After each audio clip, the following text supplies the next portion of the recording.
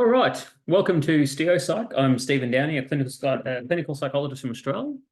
Today we'll be back to what we're normally doing. There was a bit of a break because I got COVID and didn't much feel like recording videos, but here we are. Given that I'm out of practice, I'm pulling up my little sheet that tells me what to do. Yes, move the camera. That is a fairly critical one that I often forget. Ta-da! There's me face. Okay, so today we're going to be doing a breakdown of a Am I the Asshole Reddit thread like we normally would. The aim will be to display the thinking that a psychologist is sort of thinking through when they get something like this. So, all right, the link to this will be in the description like normal. Like it if you like it, subscribe if you want to see more like this. So, we're doing the top one that is not an update. Am I the asshole for breaking up with my boyfriend because he left my 8-year-old son at home as a punishment? This is a tough one, as I can't tell if my mama bear instincts are simply taking over. Something is telling me to run for the hills on this one, and literally everyone is telling me I'm the one in the wrong here. I've been with my boyfriend for 3 years. I have an 8-year-old son and a 12-year-old son. He has an 11-year-old daughter and a 6-year-old son. We introduced all the kids about a year ago. In the more recent months, we've been doing weekend stays at my place. Back a couple of weeks ago, we planned to go to the water park today with all the kids. We told all the kids and they were very excited to go. I had to work for a couple of hours this morning, so the plan was for my boyfriend to drive all the kids to the water park at noon, and I'd meet up with him at that time. I get to the water park at noon as planned. He only has 3 kids with him. My 8-year-old was not with him. I start freaking out, asking where my son is. He tells me that my son apparently wouldn't take care of his laundry that I did last night. So he decided that since he refused to listen to him and refused to take care of his clothes, he would not be attending the water park because that's considered a treat, and my son did not earn it. He tells me that my mother has my son. She lives with me as she's elderly. I immediately tell my older son to go get in my car. My boyfriend asks what I'm doing, and I say I'm going to get my kid, and he's absolutely wrong for thinking he has any authority to punish my child. I didn't tell my son to put his clothes away, so I asked him why he thinks he has the right to kind of power trip and step in to tell my child to do anything without first discussing it with me. He starts getting irritated and tells me that I shouldn't expect him to jump on board if he has no say in how the kids are raised, and that it's important for the kids to see us working together as a team and being on the same page in a form of punishment so that hostile and resentful environments aren't created. And once again told me my son did not earn his right to be at the water park, and if him and I had already made a plan, then my son should have stepped up and said something. I told him he wasn't welcome back at my house, and we are done. I then drove home, packed up all the items that he and his children had at my home, left it at the end of the driveway, told him to come and collect it before people think it's free items, locked the door, told my mother not to let him in, and I took off with my children to go to a separate water park. He's blowing up my phone at the moment because I'm apparently being ignorant and I'm ruining my son by making him entitled and not making him earn his way. Am I the asshole? Okay.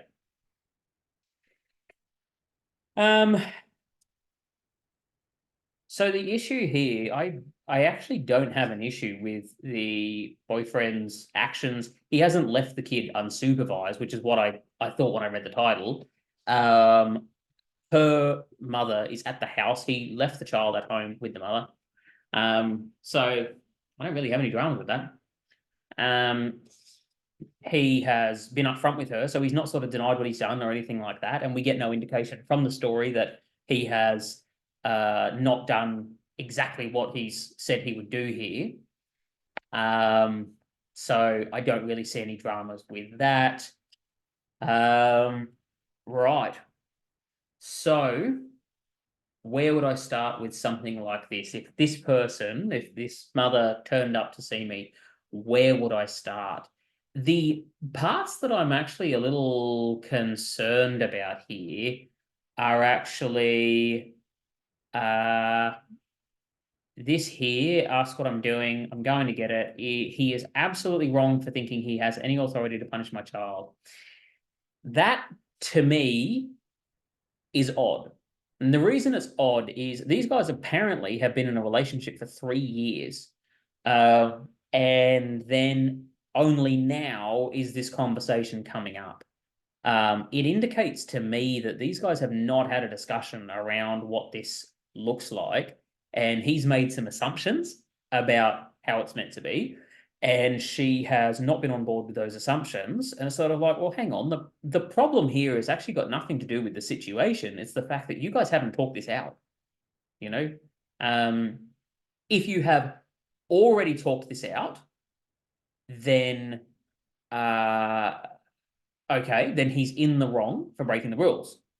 However, he is sort of saying I shouldn't expect him to jump on board if he has no say how the kids are raised, right? And this actually goes back to a point that I've talked about on this channel before. Like, it's just so incredibly difficult to do the whole stepchild arrangement things, and it requires a huge amount of conversation. And these conversations have not happened. You know, I'm curious, you leave your child with somebody and then later say that person has no authority over your child or no authority to punish your child. Well, hang on. How does that work? Because now we have relationships without boundaries. Because there's like, how is he meant to reinforce a boundary here? Or is he not allowed to have boundaries? In which case, the child is effectively parenting themselves. Like, there's an issue here of where if the authority does not rest with the boyfriend, then the authority rests with the child. And if your child is parenting themselves, I'm very concerned about the impacts on that child of what the heck is going on with boundaries.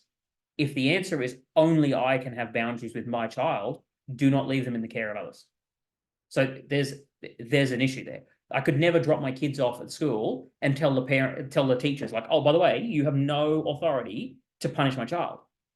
At that point, I have put my child into a boundaryless situation, and that is dangerous for them. So I look at that and I kind of go, well, that's wrong. That's not how it's meant to be. And then I'm looking at this. So again, all of these are the things that I'd be paying attention to with the person in front of me. You pack up all of their stuff, and then you don't even have the respect to put it in a safe place for collection. Either there's more going on here, or you have freaked out to an extent that I'm concerned as to, like, is there domestic violence? Is there something like that? Or is this just a legitimate freak out where you put somebody else's belongings, including the children's, at risk because you are angry? Like, it seems to me that there's a lack of emotion regulation and decency here. You know, you're not the asshole for breaking up with this person. Like, you are not, they're not entitled to your relationship. Therefore, you can break up with them without any reason and not be an asshole. That is perfectly fine.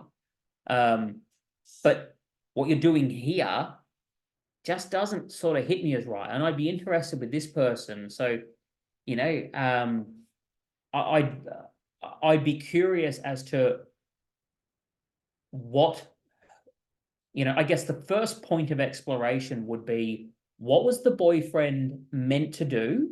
And have you had the discussion, explicit discussion, prior to this point where he was under, where there was no uncertainty in his mind about what he was meant to do, such that when he does this, which is a safe act, he's left the child with another authority figure, which is essentially your mother, like, he hasn't left him with a stranger, that he definitely knew that he was doing the wrong thing. I'm not sure about that. In terms of what he says about, you know, that we should be on the same page in terms of, in a form of punishments, so that the hostile, yeah, well, you don't want to have two sets of children in a step-sibling relationship that actually get treated differently, because essentially, if I was in his position, I'd be looking at my children kind of going, if that was you, you'd be staying home. But because it's magically not you, they're going to be treated differently. Like, yeah, I look at the dad's reasoning here and go, I could see how my children would feel unfairly treated when I put in place very normal boundaries, because the other person refuses to implement similar boundaries with their child. Now, does that mean that he has no responsibility to flex? No. But it means that they've not had the conversation around what this actually looks like, you know? Yeah. So in this situation, I sort of go, well, I find it difficult to see the boyfriend as an asshole here, given that I can see his thinking, and I think that I'm not against it. He holds just as much responsibility for not having had the conversations that need to happen if you're planning on like co-parenting step siblings together. And so, yeah, they both share that responsibility. But looking at this situation and going, well, I don't think that conversation has occurred.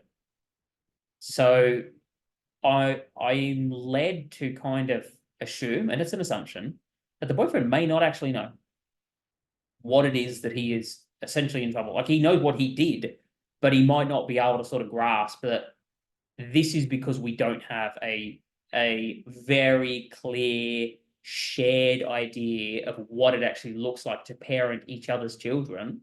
And I would sort of say, yeah, under the circumstances, she can't really leave her kids with him, and he can't really leave his kids with her if the parenting is going to be inconsistent, because there's few things that will mess kids up as much as inconsistency. And yeah, if you guys are really different on these things, then you either need to get on the same page or you probably can't co-parent together. You know? Yeah. And in terms of the assholes involved, like, first up, her for not respecting at least the children's property. It's sort of like there's kids involved here. We don't just leave stuff on the side of a road and say, collect it before people think it's free. I'm not even sure that's legal, but even if it is, it's certainly ethically dubious, if not just wrong. But his response in terms of blowing up the phone and then saying, I'm assuming through text or whatever, that she's ignorant and ruining her son, it's like, that's just not the way to have a conversation either. Do better. Like, I understand that you're probably pretty distressed about, oh, she's broken up with me over this and blah, blah, blah. Well, hang on. Is this how to get her back? Probably not. Like, to put it bluntly, there is a lack of adults in this situation, and there is a lack of adult communication going on that contributes to this entire situation happening. And yeah, the 8-year-old son appears to me to be just an absolute red herring in this circumstance. It's like this is really about the communication that did not occur across 3 years as they prepared for this, and they're just sort of making assumptions that the other person must do things similarly to me. Yeah.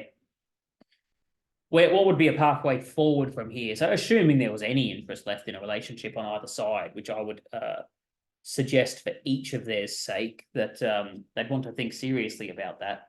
I don't think this is a situation of, wow, dodged a bullet, but I feel like these people potentially are bullets for each other.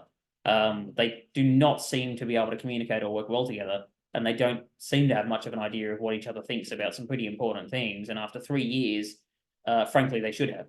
So the first thing they would need to be doing here is actually sitting down and having an adult conversation around what it looks like to parent together. And off what I have in front of me, I would be concerned whether or not they are interested in pursuing some kind of a co-parenting situation at the end of that conversation, because they appear to have some significant differences in how they co-parent, and it would take a lot of humility and a lot of compromise to come up with something that works. And I think there would need to be an agreement that unless there is explicit consent or explicit disallowing, that there needs to be room for the other person to make decisions, but then there has to be a conversation, and that conversation probably shouldn't be screaming at the other person at, hang on, I'm making that up. It probably shouldn't be breaking up with somebody in a public space over your child not going to a water park. That's a lot. That is a lot. 3-year relationship thrown under the bus for one event. Yeah. So I'd also be interested in this, in the woman specifically in this, to go, what's going on with your emotion regulation? What has happened before this? That's sort of, is this actually you were triggered from something else and you're acting this way towards this person, even though they actually don't deserve it? It's somebody else, or what is going on here? Because the response from the mum seems to me to indicate that something's not quite right. And I'd be very interested in looking into that further. I can't make much more comment, but just off of what I have here, yeah. Was the relationship not okay to begin with, and this is just the trigger? I don't know. So anyway, we shall leave that there. I don't have a lot more thoughts on it. Usually I just feel sorry for the kids involved in this as they get their whole lives sort of turned upside down because the adults in their lives refuse to communicate properly or effectively. And it's disappointing. All right, we shall finish up there. Good to see everybody again. I shall potentially be back on the bandwagon, and I shall catch you all another time. Adios.